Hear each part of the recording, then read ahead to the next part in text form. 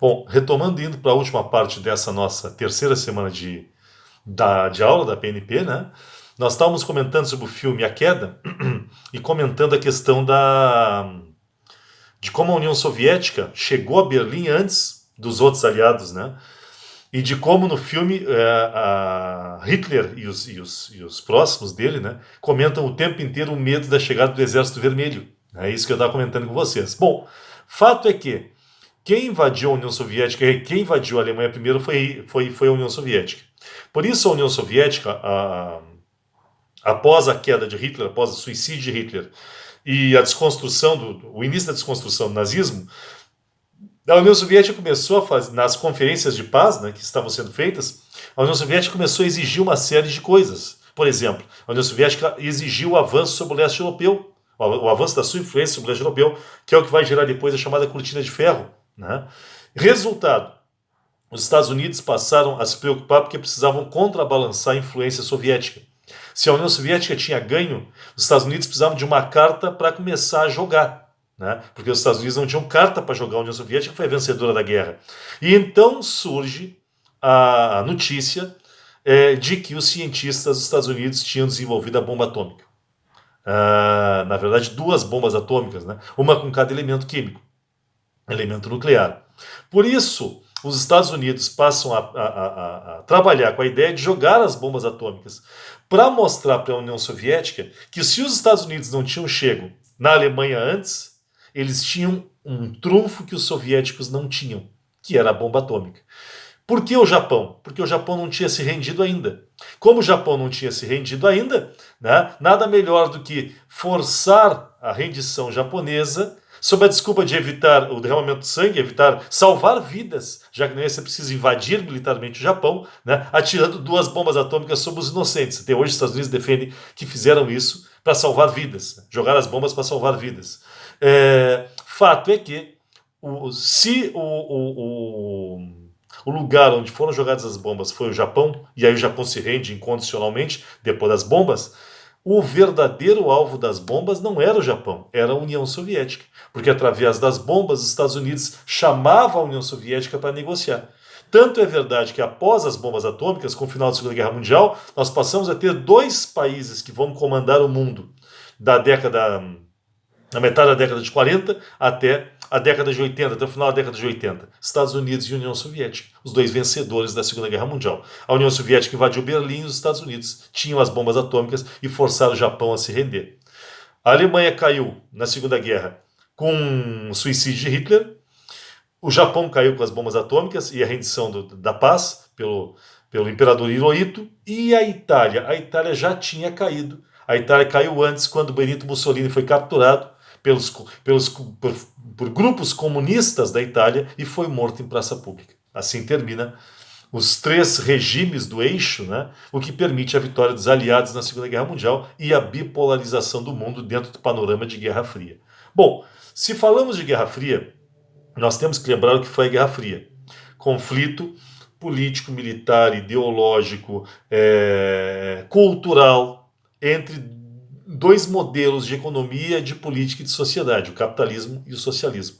O livre comércio do capitalismo contra ou a economia de mercado do capitalismo contra o dirigismo do Estado do lado da União Soviética.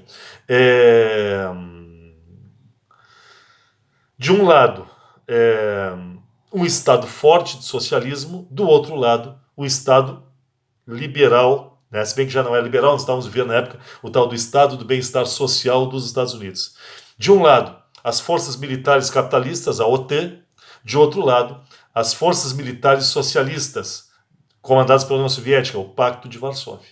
E aí vai, né, comparando os dois. Não houve um conflito direto entre Estados Unidos e União Soviética, porque eles sabiam que se duelassem o mundo acabaria. Então, os conflitos da Guerra Fria são todos indiretos. Eles duelam nos esportes, eles duelam nas tecnologias, eles duelam na espionagem e eles duelam apoiando grupos dentro de países, como houve na Guerra do Vietnã, em que cada lado, os Estados Unidos e a União Soviética, apoiaram um lado do Vietnã, gerando a guerra. Houve isso também nas independências dos países africanos, quando os Estados Unidos e a União Soviética apoiavam grupos dentro dos países, né? E por aí vai. Né? Na Coreia, por exemplo, que os Estados Unidos vai apoiar um grupo capitalista do Sul e a União Soviética e a China vão apoiar um grupo socialista do Norte. Né? Inclusive na Guerra da Coreia de 50 e 53, nós não vamos ter vencedores, o que vai gerar a assinatura da paz Munjom, dividindo o país pelo paralelo 35, como está dividido até hoje, Coreia do Norte socialista, Coreia do Sul capitalista. Uma das áreas em que nós vamos ter uma grande disputa entre o capitalismo e o socialismo é pela chamada corrida espacial. Se a União Soviética vai ser a primeira a mandar uma missão tripulada para o espaço, os Estados Unidos vai ser o primeiro a chegar à Lua, porque há uma série de desconfianças se os Estados Unidos chegaram mesmo ou não chegaram. E dentro desse panorama de guerra espacial, de corrida espacial, né, nós temos que destacar uma outra grande máquina inventada pela humanidade. E vamos destacar a nave espacial. Né? Temos que destacar a nave espacial. E graças, é claro, à corrida espacial, nós temos que destacar um monte de novas tecnologias que passaram a fazer parte do nosso dia a dia a partir de tecnologias desenvolvidas, na verdade, para a Guerra Fria e que passaram a pertencer ao nosso dia a dia. Celular é um exemplo, micro-ondas é outro exemplo, né, de tecnologias que hoje fazem parte do nosso cotidiano e que foram criadas dentro do contexto da guerra Estados Unidos contra a União Soviética, a Guerra Fria. Né? Bom, se minha 18ª máquina fantástica foi a nave espacial e a corrida espacial da Guerra Fria, minha 19ª marca nós estamos usando neste momento. Também foi criada dentro foi criada, na verdade, dentro da ideia da Segunda Guerra Mundial para decifrar mensagens de soldados e vai ser um dos grandes instrumentos da Guerra Fria. Estamos falando do computador. Né? Para mim, a 19ª grande máquina inventada pela humanidade, o computador. Aqui, ó, o computador pessoal. Botei uma fotinha ali de um Apple antigo. Né?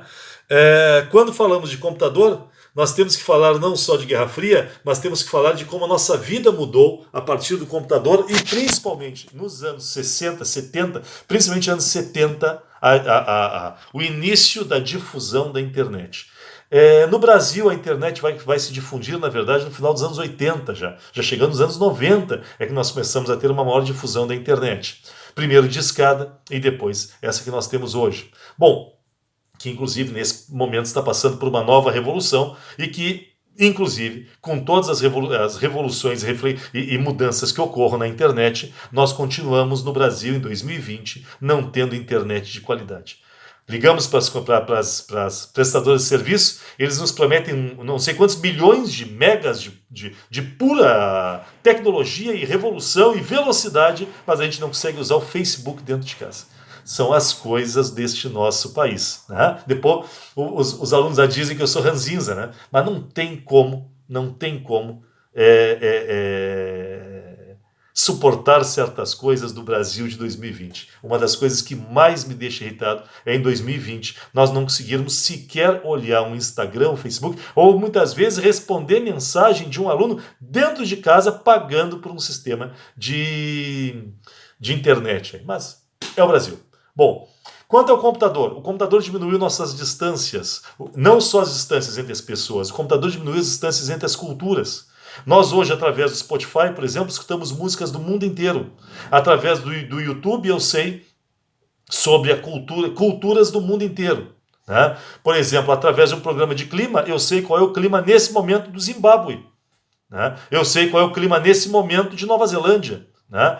Hoje, através, por exemplo, de Google Maps, eu consigo, inclusive, ver as ruas lá da Birmânia, ou de Bangladesh, ou do que seja. A internet nos ligou. E a esse processo de diminuição das diferenças e de ligação entre as pessoas e as culturas, nós vamos chamar de um processo de globalização, né? Que é uma marca da nossa sociedade. É só vocês pensarem, por exemplo, que no Brasil nós tivemos na Globo, que é a nossa maior cadeia de rádio e televisão, novela sobre Índia. Né? Tivemos uma novela sobre Índia, tivemos uma novela sobre várias outras culturas, que inclusive se tornaram cult no Brasil na época, né? É isso. A globalização fez diminuir as culturas. Se por um lado isso foi bom, porque com a diminuição das culturas nós passamos a entender que somos parte de uma mesma sociedade, que é a sociedade humana.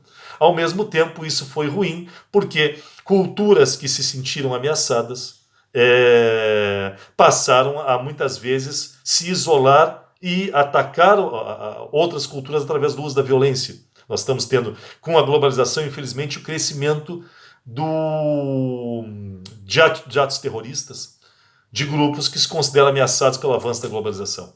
Ao mesmo tempo, nós também temos como fator negativo da globalização dos computadores, da internet, a imposição de certas culturas como se fossem culturas mundiais ou culturas hegemônicas. E aí, claro, nós temos que destacar a cultura dos Estados Unidos e a bandeira dos Estados Unidos, que é vendida e vista no mundo inteiro, através de um processo de imposição cultural que legitima, muitas vezes, dominações econômicas e políticas e militares dos Estados Unidos. Não só dos Estados Unidos. A França faz a mesma coisa, a Inglaterra faz a mesma coisa. Então, é que a gente usa os Estados Unidos, que é a grande potência. A Rússia faz a mesma coisa, né? Mas, fato é, nós temos, com a globalização, com a internet, com os computadores, a diminuição dos estranhamentos culturais, a democratização do conhecimento. Né? Mas, em compensação, nós temos a imposição de padrões culturais hegemônicos, que muitas vezes, volto a dizer, legitimam processos de dominação de um povo sobre outro, de uma nação sobre outra, de uma cultura sobre outra. Bom, a 20ª máquina, para mim, a última, 20ª máquina, para mim, caminhando o final dessa longa live dessa semana, a máquina de cartão de crédito. Né? Apesar de eu ser de esquerda, eu não tenho esse ódio que em geral as pessoas de esquerda têm contra o capitalismo. Confesso para vocês que sou um tanto quanto consumista.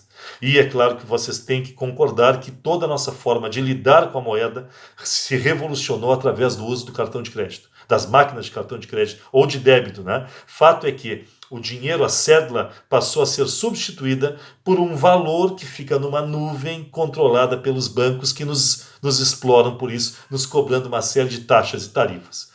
A partir da máquina de cartão de crédito e de débito, o capitalismo ele ultrapassa a barreira das moedas e das cédulas. O capitalismo se torna ainda mais dinâmico e o consumismo se difunde. Até porque nós conseguimos gastar mesmo o que não temos. Nos endividamos em cheque especial, nos endividamos com os bancos. Mas hoje uma pessoa que não tem crédito, que não tem dinheiro, pode consumir. São as maravilhas da nossa atual fase do capitalismo. Maravilhas e problemas, porque graças a esse sistema de facilitação de crédito, cada vez mais pessoas ficam endividadas. E nós passamos a ter uma sociedade hoje, uma ampla parcela da sociedade mundial, que trabalha para pagar o que deve. Né? Para as instituições bancárias que cobram juros altíssimos e enriquecem cada vez mais. É o capitalismo financeiro. Né? É o capitalismo financeiro. Além disso, é claro, com o cartão, nós temos um novo processo de união da humanidade. Uma união da humanidade pela economia. Mas, em compensação, nós temos novas formas de exclusão social, com alguns controlando esse jogo e fazendo com que todos fiquem reféns dos bancos e das administradoras de cartões. Mas não temos como negar que a nossa vida nunca mais foi a mesma a partir da invenção dos cartões. Essa é a nossa última lâmina. Essas lâminas estão lá no nosso AVA, hein? Assim como a tarefa já está lá no AVA. Assim como eu coloquei lá no AVA um trabalho feito por uma aluna minha, lá do tempo que eu dava aula em Rio Grande, antes, são uns 10 anos atrás, quando eu trabalhava no Colégio Quírios, em Rio Grande, e uma aluna fez um trabalho sobre o petróleo, né, na segunda Revolução Industrial, e eu achei que era interessante, um trabalho muito bem feito. Está lá também no AVA. Está a tarefa, está o trabalho da Lauren, tá estão essas lâminas aqui. Para fechar, é claro que nós não poderíamos deixar de destacar a maior e mais perfeita máquina, mas essa não fomos nós que fizemos. Né? Para quem acredita em Deus, foi Deus quem nos deu a máquina perfeita, o cérebro. Para quem não crê em Deus, ou para quem desconfia, ou para quem não gosta de pensar em Deus, vamos acreditar que o cérebro se desenvolveu naturalmente, né, como fruto da evolução da nossa espécie. O fato é que nós temos que lembrar e temos que reverenciar a mais perfeita das máquinas, o cérebro humano.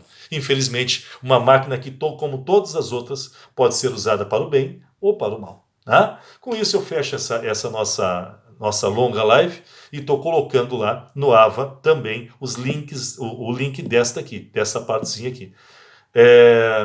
Próxima semana, outra ideia, outra live, só que aí toda gravada desta forma, tá?